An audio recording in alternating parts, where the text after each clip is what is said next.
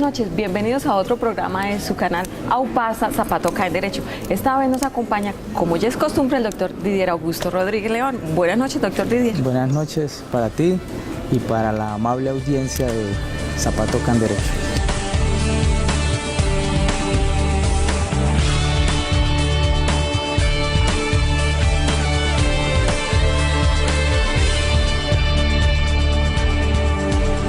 Bien, doctor Didier, hoy tengo un temita que para muchas personas es indiferente y es sobre la acción de repetición. Esta ley se ha instituido para responsabilizar civilmente a los servidores públicos y a toda persona que actúa en nombre del Estado por sus actuaciones, a la vez para proteger el patrimonio público.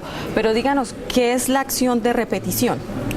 Claro, como bien lo mencionas, el legislador, específicamente a través de la ley 678 del 2001, ha establecido todo el parámetro relacionado con la acción de repetición. Es una acción que está dentro del Código Contencioso Administrativo y que es una acción, como tú lo indicas, que tiene como fin devolverle aquellos recursos que las entidades territoriales han tenido que pagar por actuaciones irregulares por parte de los servidores públicos o exservidores públicos o empleados públicos. Entonces, cuando en atención a una actuación irregular la entidad es demandada y finalmente, como consecuencia de esa demanda, un juez de la República ordena una indemnización o un pago o una sanción, entonces la entidad naturalmente tiene que proceder a cancelarla. Pero naturalmente que el legislador ha previsto que ese, digámoslo así, descalabro presupuestal que sufre la entidad tiene que ser reparado por alguien. Y entonces establece esa acción de repetición que tiene como único fin perseguir presupuestalmente a esa persona para que repare integralmente a la entidad. Entonces, de esta manera es como nosotros vemos cómo ese desencaje presupuestal, esa descompensación presupuestal que sufre la entidad, que tiene que cancelarla, entre otras cosas, con recursos de funcionamiento, que son los que, digamos, los más reducidos en atención a la operatividad de la entidad. Entonces, para poder volver nuevamente a conseguir esos recursos, pues naturalmente que debe iniciar la acción que estamos aquí estudiando. Bien, doctor, ¿y por qué se llama acción de repetición? Bueno, el legislador le ha llamado acción de repetición porque, como lo dijimos en un principio, se demanda al municipio o al ente territorial, el ente territorial cancela, paga un valor, una sanción, una indemnización y luego repite, ¿sí?, contra el funcionario o el servidor público que generó ese detrimento patrimonial. ¿Y se justifica esa acción de repetición? Claro, desde todo punto de vista, porque si no, los entes territoriales difícilmente tienen una solvencia económica. Y si esos recursos de funcionamiento los utilizan para pagar sanciones, sentencias, multas impuestas por jueces de la República o por otras entidades, pues se van a quedar con recursos mínimos para poder operar. Entonces el legislador, en su sabiduría, ha establecido finalmente que debe perseguirse presupuestalmente, económicamente, a las personas que hayan generado ese detrimento. Entonces es muy importante esa acción. Ok, doctor Didier, ¿la acción de repetición es onerosa e ineficaz? Bueno, el tema de ineficaz, eso depende y de muchos factores. Realmente, digamos, de 10 acciones de repetición prospera una, ¿cierto? Difícil, porque debe probarse unos elementos que más adelante los vamos a mirar, y es el dolo y la culpa grave por parte del servidor o exservidor público. Entonces, en ese ejercicio probatorio, muchas veces estas sentencias salen negando las pretensiones del ente territorial porque no logra probarse esa mala fe, ese dolo y esa culpa grave. Y respecto del tema de si es onerosa, pues es una acción que tiene los gastos, las costas procesales que cualquier otro proceso, pero el término oneroso tenemos que mirarlo desde el punto de vista que para el municipio sí va a ser oneroso el hecho, o para el ente territorial, que no inicie esta acción y sí tenga que pagar una sanción. Bueno, ¿y quién puede iniciarla y contra quiénes y en qué se debe fundamentar? Bueno, la acción, como lo hemos venido desarrollando, debe iniciarse por la entidad, llámese Ministerio, Presidencia de la República, departamentos administrativos, superintendencias, alcaldías, gobernaciones, entidades descentralizadas, cualquier ente público que haya sufrido una sanción o una sentencia donde lo hayan obligado a pagar unos recursos, entonces puede iniciarla. ¿Y contra quién? Contra los servidores públicos, empleados públicos o empleados públicos, servidores públicos que hayan generado con su actuar o con su omisión, porque esto no es solamente de acción sino también de omisión, un perjuicio para la entidad. Entonces, ¿y en qué debe fundamentarse? Reitero, en dos aspectos principales. La acción, si dentro de la acción de repetición no logra probarse la culpa grave y el dolo, no va a prosperar. Bueno, lo que es peor, en casi toda la totalidad de los casos, la condena se vuelve simbólica porque a veces no tienen con qué pagar o al contrario tienen muy buenos abogados que los sacan muchas veces limpios, casi siendo las víctimas. ¿Qué se puede hacer en ese caso? ¿El municipio o el Estado tiene que pagar obligatoriamente? Mira, frente a ese tema hay algo interesante. Inicialmente, cuando hay ese tipo de responsabilidades, es la entidad la que debe responder, ¿cierto? Pero ahorita con la ley 1551 del 2012, el nuevo régimen municipal trajo una reforma interesante. Y dentro de ese régimen municipal señala que cuando en el desarrollo de un convenio, de un contrato, se genere un detrimento patrimonial, una afectación, un desequilibrio económico, y si el contratista demanda, no debe demandar a la entidad. Debe conjuntamente, junto con la entidad, iniciar las acciones disciplinarias o penales o fiscales correspondientes contra el funcionario que haya generado por su acción o su omisión ese detrimento. De manera que aquí cambia de alguna manera la filosofía del legislador, en el sentido de que no se persigue ya por parte del afectado directamente al municipio, sino que debe perseguirse al funcionario que generó ese detrimento patrimonial. Pero eso en el caso particular del tema de los convenios, del tema de los contratos. Ya otros aspectos que también generan responsabilidad se siguen manejando como lo establece la ley 78 del 2001 y el Código Contencioso Administrativo en relación con la acción de repetición.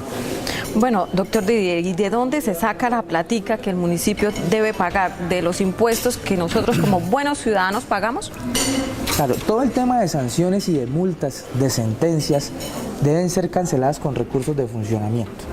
Y la fuente que alimenta esos recursos o ese rubro de funcionamiento, básicamente, son el recaudo que la entidad hace por concepto de impuestos, por concepto de el impuesto predial, por concepto de todas aquellas tasas o contribuciones que el municipio reciba. En atención a eso, pues con esos recursos es que debe cancelarse ese tipo de sentencias. O sea, queremos decir que nosotros pagamos la platica que el otro se llevó. Bueno, como lo he dicho en anteriores programas, yo no hago ese tipo de afirmaciones, pero digamos que en sentido literal, uno entendería que pues no está muy lejano lo que usted señala a la realidad. ¿Y a quién se le paga o en dónde se paga? Claro, se paga al afectado que demanda el municipio, es al que hay que cancelarle. Y luego, como le hemos señalado, el municipio repite contra el funcionario que generó eso. Bien, doctor Didier, denos unos ejemplos de eso y en la práctica, ¿cómo operaría? Bueno, vamos a hablar de dos ejemplos puntuales. Pensemos nosotros que dentro del Ministerio de Defensa hay un despido de un empleado del Ministerio de Defensa. Y ese despido no se fundamenta en ninguna causal, en ninguna justa causa establecida dentro de la ley 909 del 2004, la ley de carrera administrativa, y entonces este empleado es despedido, desvinculado del Ministerio de Defensa. Ese empleado hace una solicitud al ministerio, para su reintegro. El ministerio ratifica su decisión y entonces este empleado demanda. Y en ese proceso es una acción de nulidad, que se anule ese acto por medio del cual lo despidieron, y una acción y un restablecimiento del derecho. Es decir, reincorpórenme nuevamente a el lugar donde me encontraba desempeñando mis actividades. Entonces, un juez de la República encuentra, luego de todo el tema probatorio, que efectivamente hubo un despido sin justa causa, que debe reintegrarse a la persona y que debe indemnizarse y pagársele los salarios dejados de cancelar desde el momento de su despido hasta el momento de su reintegro. Entonces, eso que paga la entidad se lo paga a la persona, al empleado que fue despedido sin justa causa. Pero después, el ministerio tiene que repetir contra el funcionario que generó ese despido. Entonces ahí habría que mirar dentro del ministerio quién tenía esa función para efectos de determinar si se tenía o no se tenía que despedir a esa persona, y seguramente pues recaerá la responsabilidad sobre él. Bien, en ese ejemplo, doctor Didier, ya que se pagó todo a la persona, se indemnizó, la persona que pagó o la persona que tuvo la culpa en despedir a ese empleado, ¿puede pagar cárcel?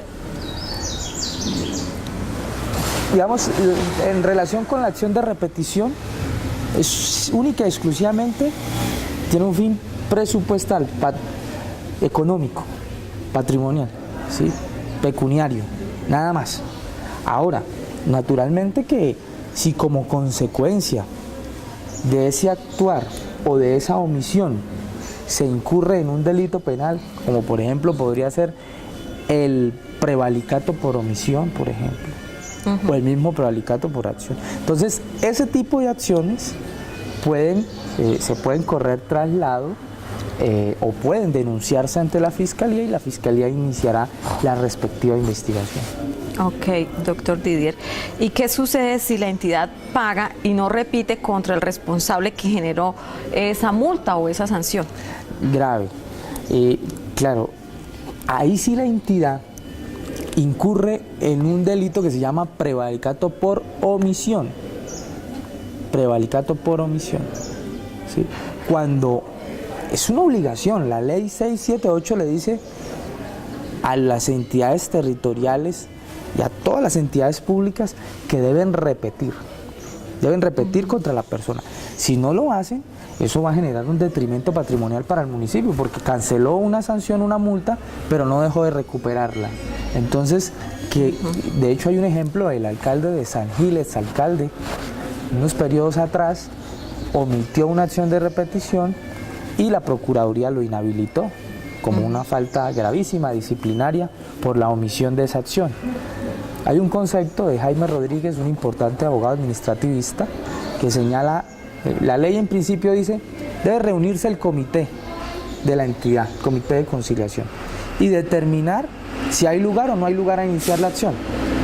Pero para efectos de salvar responsabilidades, es mejor que la entidad inicie la acción, independientemente, o sea, el solo hecho, yo lo he recomendado así, el solo hecho que la entidad tenga que cancelar, eso es un suficiente argumento para que inicie la respectiva acción. Si prospera o no prospera, es otra situación diferente, pero la entidad cumple y hace los procedimientos mínimos para poder recibir nuevamente ese dinero que tuvo que cancelar. Bueno, y en ese ejemplo, por ejemplo, ese alcalde solamente lo inhabilitan y con eso basta, no tiene que de pronto pagar cárcel o pagar alguna multa, no sé.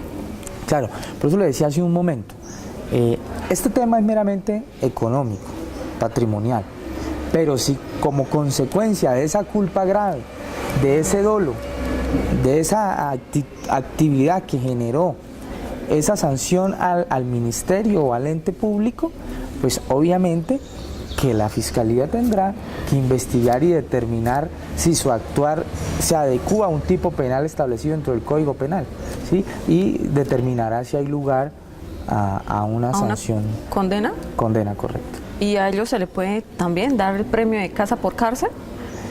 Pues eso depende, eso ya digamos es un escenario del derecho penal, pero para no salirnos del tema podemos decir lo siguiente.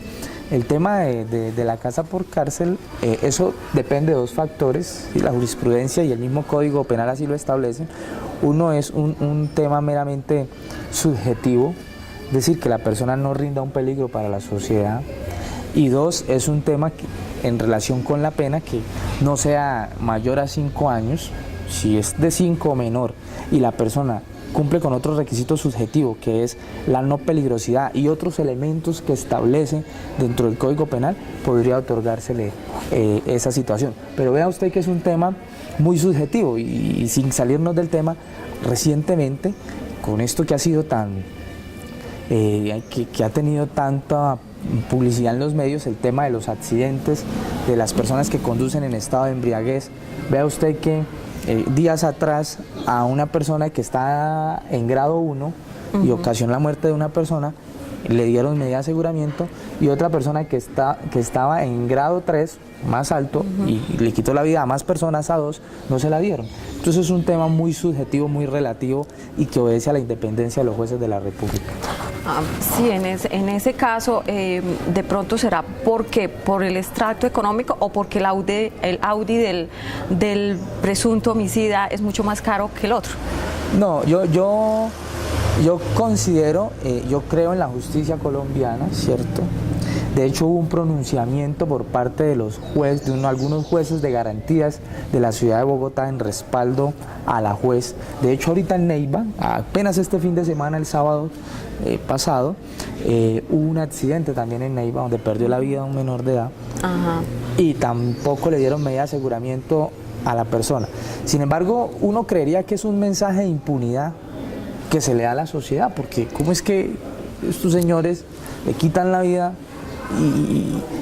y habiendo tanto contexto social y publicitario frente a estos temas, y la justicia no es un poco dura en ese sentido, coercitiva, para que se mande y se envíe un mensaje a la sociedad de represión, para que la sociedad pueda entender que el hecho de establecer ese tipo de conductas, ese tipo de actuar irresponsable, me va a generar como tal una consecuencia que va a afectar mi integridad?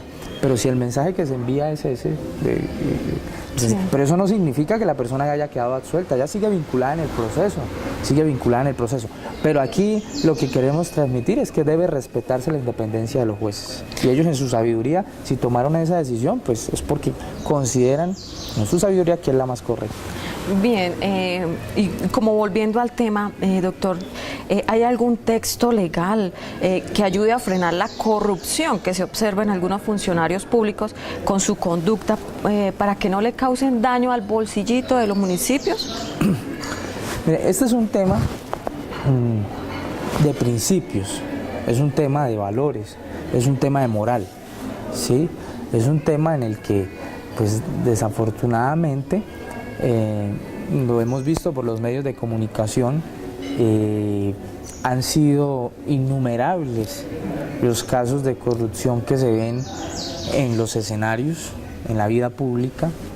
En Bogotá es un claro ejemplo de esa situación que en el pasado se salió a la luz pública, pero es un tema más que cualquier otra cosa de moral, de principios, de valores, en el entendido de que, como lo decía el doctor Antanas Mocus, los recursos del Estado son sagrados y cada funcionario debe actuar como estamos haciendo nosotros en este momento, como si nos estuvieran grabando siempre, para que cada situación y cada actuar pues sea pública y transparente. Bien, doctor, con la cuestión de los pagos, ¿el Estado debe indemnizar sin que el causante directo del daño responda? O mejor dicho, cuando el servidor público que hizo el daño no tiene la platica con qué pagar, ¿qué se puede hacer en ese caso? ¿El Estado paga y ya? Bueno, claro. Es importante ese tema porque, digamos, sería una sentencia para enmarcarla en el sentido de que una acción de repetición prospere, y efectivamente se encuentre responsable a la persona, pero al momento de hacer efectiva la sentencia, es decir, al momento de materializar el pago, se encuentre que la persona no tiene bienes o se ha insolventado. Eso es un tema que puede suceder. Entonces, pues desafortunadamente, la entidad tendrá que estar presta, pendiente a ese tipo de situaciones, y en la medida en que ese funcionario adquiera una propiedad, tenga unos recursos, pues proceder a caer sobre los mismos, a pedir las medidas cautelares, a pedir los embargos necesarios que permitan garantizar el pago de esos recursos. Se nos perdió la plática.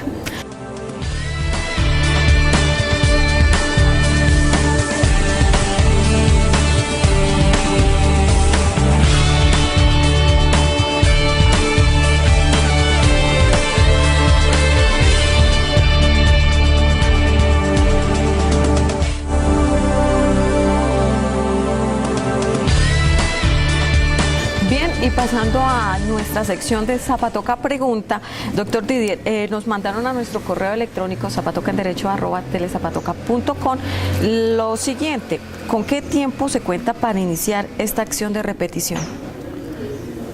Bueno, la ley 678 del 2001 señala lo siguiente: una vez se haga efectivo el pago por parte del municipio, la entidad, a través de su comité de conciliación, tiene 6 meses para reunirse y para determinar si hay lugar o no a iniciar la acción. Y luego de esos 6 meses, la oficina jurídica o el apoderado de la entidad tiene 3 meses para iniciar el respectivo proceso. Entonces, más o menos, estamos hablando de 8 meses, 9 meses para efectos de iniciar el proceso. Ok, doctor Didier. Y otra preguntita: ¿qué se hace con los recursos que se logran recuperar? Con la plática que no se perdió. Claro, no, pues esos recursos ingresan nuevamente al presupuesto de la entidad. En el ejemplo que colocamos, ingresan nuevamente al ministerio, y seguramente que va a cubrir esos vacíos de donde se sacaron esos recursos, o irá la sentencia al rubro de sentencias y conciliaciones, o al momento que se ingrese en la entidad o el ministerio determinará en qué rubro lo requiere y hará la respectiva incorporación, la respectiva adición al presupuesto de esos recursos. Doctor, si algún funcionario comete eso y lo sancionan, ¿a qué tiempo puede volver a ser funcionario público? Eso depende. Eso es un tema que disciplinariamente la Procuraduría determina, y eso depende de la falta. Si es una falta gravísima, si es una falta grave, ¿sí? Eso tiene unos factores, pero una falta grave, por ejemplo, puede ir sobre los 10 años, incluso los 10 años. Habrá, por ejemplo, mire, aquí vamos a tocar, ahora que usted me toca ese punto, miremos el tema de los concejales de Florida Blanca.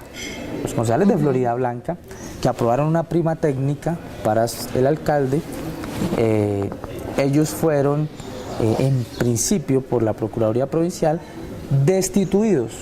O sea, ni siquiera suspendidos, fueron destituidos. Y la destitución implica esa inhabilidad. Pero posteriormente la Procuraduría, en cabeza del señor Procurador, cambió el sentido del fallo y dijo: no van a ser destituidos, sino van a ser suspendidos. Y van a ser suspendidos por 10 meses. ¿Por qué? Porque varió la culpa. El tema de la falta ya no era gravísima, sino grave, y eso atenúa. Entonces, dependiendo del tipo de acción, del tipo de actuar de la persona, se puede determinar cuántos años va a estar inhabilitado para acceder a cargos públicos. Eso depende de él.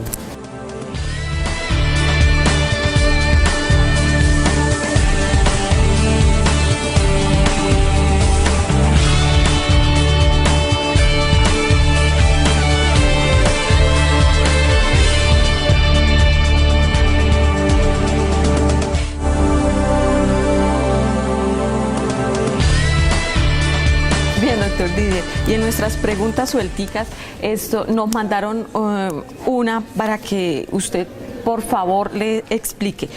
Hay un accidente de tránsito y la persona que se ve afectada se genera una afectación física, sea una amputación de manos, de dedos, no sé, ¿cuál es el procedimiento para que lo indemnice? Bueno, en ese tipo de accidentes de tránsito, donde se generan lesiones personales con secuelas permanentes a la persona, como puede ser el caso de donde se le ampute una pierna, un brazo, una mano, qué sé yo, se determina como una lesión personal con secuelas permanentes. Para efectos, claro, no tiene discusión, eso genera una indemnización. Si se logra probar la responsabilidad de la persona que generó el accidente, necesariamente que esa persona debe indemnizar a la víctima, salvo que en el proceso el presunto responsable logre probar que el accidente fue culpa exclusiva de la víctima, y eso ya sería un eximente de responsabilidad, ¿cierto? O sea, eso hay que tenerlo muy presente. Hay que determinar quién fue el responsable del accidente, si fue culpa exclusiva de la víctima o si por el contrario fue una imprudencia al deber objetivo del cuidado que tuvo el presunto responsable. Y si se logra determinar que fue una imprudencia al deber objetivo del cuidado que debe tener esa persona, entonces en principio yo recomendaría hacer un acercamiento para lograr una conciliación, en el sentido de señalar cuál es el monto que la persona está reclamando, cuáles son los recursos que está reclamando por ese perjuicio, y si la otra persona está en la capacidad económica de resarcirlo, de pagarlo. Ahora, para efectos de determinar cuánto es el monto de la indemnización, ese es un tema que depende de varios factores. En los procesos de responsabilidad civil extracontractual, que así se denominan, responsabilidad civil extracontractual, derivado de un accidente de tránsito, hay que mirar primero los perjuicios materiales. Entonces pensemos que la persona iba en un carro y el carro quedó destrozado. Bueno, eso es un perjuicio material. Entonces, ¿cuánto valía el carro? Bueno, tanto. Segundo, los perjuicios morales. Esos son los más importantes. Esta persona que perdió su pierna, que perdió su brazo, perdió su mano, pues ante la sociedad tiene un perjuicio moral. Su vida en relación frente a los demás ya no va a ser la misma, ¿cierto? Cuando salga entonces al parque, a la iglesia, a la calle, su vida no va a ser la misma que era antes, cuando tenía todas sus extremidades. Entonces ese perjuicio moral, que es el que más vale, es muy importante. Ahora, y no solamente el perjuicio moral de él, sino de sus familiares, de su esposa, de sus hijos, porque ellos también se ven afectados con esa situación, ¿sí? Además de eso, hay que hacer por ejemplo, y hay unas valoraciones. No es lo mismo que pierda el dedo un pianista. Yo ponía ese ejemplo a alguien que me preguntaba, no es lo mismo que pierda el dedo un pianista, ¿sí?, que lo pierda cualquier otra persona que no genere una actividad directa con sus manos, ¿cierto? Okay. Entonces eso puede variar, Otro tema también es lo que la persona dejó de ganarse como consecuencia de la incapacidad que le generó eso. Entonces yo me ganaba 2 millones de pesos mensuales y duré 2 meses incapacitado, o si como consecuencia de ese accidente no puedo volver a trabajar y mi proyección de vida en Colombia más o menos se ha establecido que la promedio de vida de los hombres va hasta los 65 años. Entonces de aquí a los 65 años, yo ganándome 2 millones de pesos, ¿cuánto me da eso hasta allá? Entonces, sobre esos parámetros, sobre esos factores es que se entra a negociar. Pero la respuesta puntual es que si hay responsabilidad de quien generó el accidente, naturalmente que hay lugar a una indemnización como consecuencia de ese daño. Muy bien, gracias doctor Didier, y a todos ustedes muchísimas gracias. Yo lo espero dentro de 8 días y por favor despide el programa de hoy. Bueno, gracias a usted, Jacqueline, y un saludo especial a todos los usuarios de Aupaz, a los televidentes, a las personas que a través del correo, de manera informal, a diario nos transmiten sus inquietudes, y aquí esperamos que cada una de las respuestas de alguna u otra manera sean útiles a los intereses e interrogantes que la comunidad tiene. Muchas gracias. Buenas noches.